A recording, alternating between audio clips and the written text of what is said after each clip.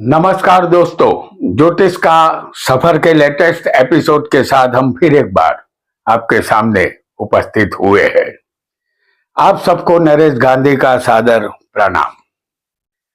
यह हमारा 480वां एपिसोड है जिसका नाम है एक ज्योतिष की डायरी पेज 2। दोस्तों, आज हम हमारी पर्सनल डायरी का दूसरा पन्ना आपके सामने पेश करेंगे। यह पन्ना रहस्यमय योगों से भरा है। यह पन्ने पर जो लिखा है वह हमने उस समय नोट किया था जब हम ज्योतिष शास्त्र को सीख रहे थे। इस पन्ने का एक ही नाम हो सकता था और वह है दाह संस्कार। आज हम हमारे जो भारतीय सनातन धर्म में 16 संस्कार होते हैं, इसमें से एक संस्कार है दाह संस्कार। इस एपिसोड में कुछ नया सीखने वाले हैं। आज हम ऐसा विषय लाए हैं जिस पर बहुत कम ज्योतिषियों ने प्रकाश डाला है। हमारे प्राचीन पूर्व आचार्यों ने कोई भी विषय नहीं छोड़ा है। ज्योतिष शास्त्र के पास हर सवाल का जवाब है। उन्होंने दाह संस्कार के योगों को भी बता दिया है। हमारी कुंडली में कुल 12 स्थान होते हैं। उसमें पहला लग्न स्थान हमारा शरीर होता है, जहां से जीवात्मा को इस पृथ्वी लोक में एंट्री मिलती है। इसका कारण हमारी माता है। न माता होती न जन्म होता, न जन्म होता न मृत्यु होती। पहले स्थान से एंट्री के बाद 12वां स्थान जीवात्मा के लिए एग्जिट का होता है। 12वां स्थान अंतिम चिता की तरफ ले जाता है और यही 12वां स्थान अच्छे कर्म होने पर मोक्ष का दरवाजा भी खोल देता है। जो आया है उसे कभी न कभी जाना होगा और यही परम सत्य है। क्या हम अपने माता पिता का दाह संस्कार कर पाएंगे? क्या हमारे भाग्य में माता पिता को मुखाग्नि देना लिखा है? वैसे तो माता पिता का ऋण कोई नहीं चुका सकता, फिर भी माता पिता का दाह संस्कार करके हम इस जन्म के ऋण से मुक्त अवश्य हो सकते हैं। लेकिन कुछ लोग चाहकर भी अपने माता पिता का दाह संस्कार नहीं कर पाते। इसका रहस्य उसकी कुंडली में छिपा होता है। आइए जानते हैं उस रहस्य को जिसकी वजह से एक बेटा अपने माता पिता के दाह संस्कार से वंचित रह जाता है। वीडियो को लाइक करें, शेयर करें और हमारे चैनल ज्योतिष का सफर को सब्सक्राइब करें। धन्यवाद। हमने आपके सामने एक कुंडली बनाई है जिसमें सिर्फ लग्न लिखा है। आपकी कुंडली में आपका कोई भी लग्न हो सकता है। ज्योतिष की डायरी का दूसरा पन्ना और पहला योग। चंद्र हमारी माता है। हमारी कुंडली में चौथा स्थान माता का है। माता का ऋण चुकता करना नामुमकिन है, लेकिन दाह संस्कार करना यह भाग्य की बात है। पहले स्थान से लेकर 6ठे स्थान तक आपकी कुंडली में किसी भी 2 ग्रहों की युति बनी होगी। जैसे हम दिखाएंगे आपको सूर्य और शुक्र की युति चौथे स्थान में। सूर्य और शुक्र पहले स्थान से लेकर 6ठे स्थान तक के बीच में कोई भी 2 ग्रह की युति नहीं होनी चाहिए। यदि होगी तो ये युति को हमने आपको चौथे स्थान में एग्जाम्पल के लिए दिखाया है। यहां कोई भी 2 अन्य ग्रहों की युति भी हो सकती है। पहले स्थान से लेकर 6ठे स्थान के बीच में कोई भी 2 ग्रह युति बनाएंगे तो आप अपनी माता का दाह संस्कार नहीं कर पाएंगे और इस बात का मलाल आपको हमेशा रहेगा।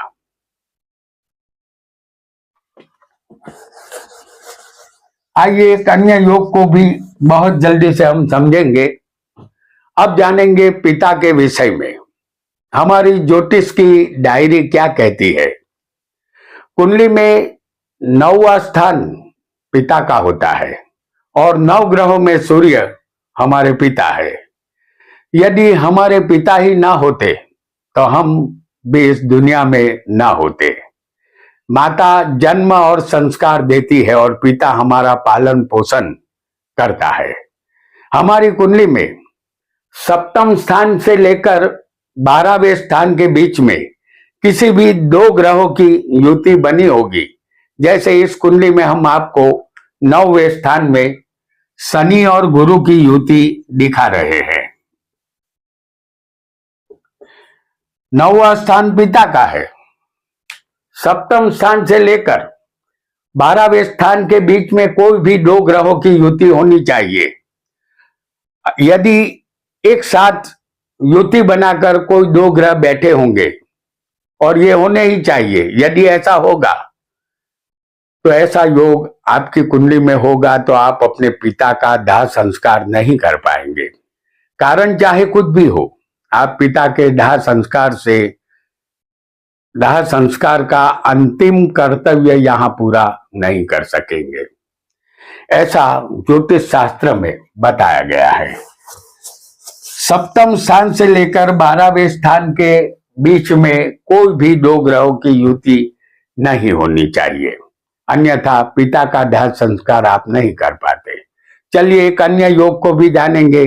ज्योतिष की डायरी में आगे बढ़ते हुए हम एक अन्य योग को भी जान लेते हैं। आपका लग्न यहां कोई भी हो, कुंडली के किसी भी स्थान में शनि के साथ राहु केतु की युति होगी तो आप अपने माता पिता का दाह संस्कार नहीं कर सकेंगे। शनि राहु की इस युति को हम 10वें स्थान में आपको दिखाएंगे। शनि और राहु, हालांकि शनि के साथ यहां राहु की जगह किसी को केतु भी हो सकता है, तब भी रिजल्ट वही आपको समझना है।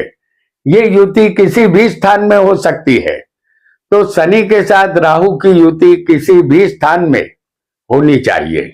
ऐसी युति के कारण जातक अपने माता पिता के अंतिम समय में दूर होता है।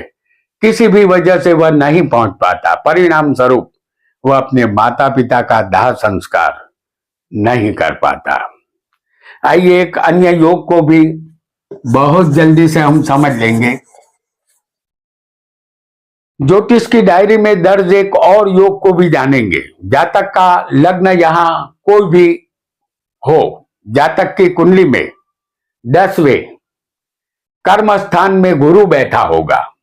जैसे हम आपको दिखा रहे हैं गुरु को कर्म में, 10वां स्थान कर्म का है। जातक की कुंडली में 10वें स्थान में यदि गुरु होगा तो जातक का दाह संस्कार उसका पुत्र करता है। ऐसा इसलिए होता है कि गुरु एक नैसर्गिक शुभ ग्रह है, गुरु ही संतान देते हैं। इसलिए गुरु जातक की कुंडली में 10वें कर्म स्थान में दिखाई देता है। यहां पिता की मृत्यु सुधर जाती है, उसके पुत्र के हाथों उसका दाह संस्कार पिता का होता है। आइए एक अन्य योग को भी बहुत जल्दी से हम समझ लेंगे। ज्योतिष की डायरी में दर्ज एक और योग को भी जान लेते हैं। आपके सामने हम सिंह लग्न की उदाहरण कुंडली यहां प्रस्तुत कर रहे हैं। लग्नेश और चौथे के मालिक यहां मंगल है और लग्नेश यहां सूर्य है। तो लग्नेश और चौथे के मालिक का यदि परिवर्तन योग बना हो, उस योग के साथ चंद्र भी जुड़ जाता हो। जैसे सिंह लग्न के मालिक कौन है? सूर्य है, जिसे हम आपको चौथे स्थान में दिखाएंगे। और चौथे के मालिक मंगल है, जिसे हम आपको लग्न में दिखा रहे हैं। इन दोनों के बीच यहां परिवर्तन योग बन गया है। सूर्य यहां लग्नेश सूर्य यहां चौथे होंगे और चौथे के मालिक मंगल लग्न में होंगे। यहां दोनों के बीच परिवर्तन योग बन गया है। अब इस योग के साथ चंद्र भी जुड़ जाना चाहिए। चंद्र को हम दिखाएंगे आपको सप्तम स्थान में। आपका लग्न समझ लीजिए कि हमने उदाहरण लग्न बताया है, ये सी लगन है। इन दोनों के बीच में, चौथे और लग्न के बीच में परिवर्तन हुआ है, चंद्र इसके साथ जुड़ना चाहिए। तो यहां मंगल की सप्तम दृष्टि चंद्र पर है और चंद्र की सप्तम दृष्टि मंगल पर है, यानी चंद्र इस परिवर्तन योग के साथ जुड़ चुका है। यदि ये ऐसा योग होगा तो जातक को अपनी माता का दाह संस्कार करने का लाभ मिलता है। आइए एक अन्य योग को भी हम बहुत जल्दी से समझ लेंगे। ज्योतिष की डायरी का वह योग अब आप जानने वाले हैं जो हमेशा सत्य के सितारे की तरह चमका है।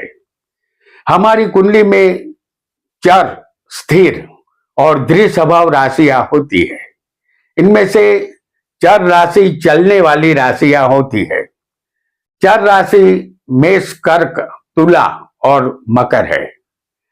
अब योग इस तरह है कि चर राशि केंद्र स्थानों में होनी चाहिए और इन्हीं चर राशि में किसी भी स्थान में सूर्य बैठा हो।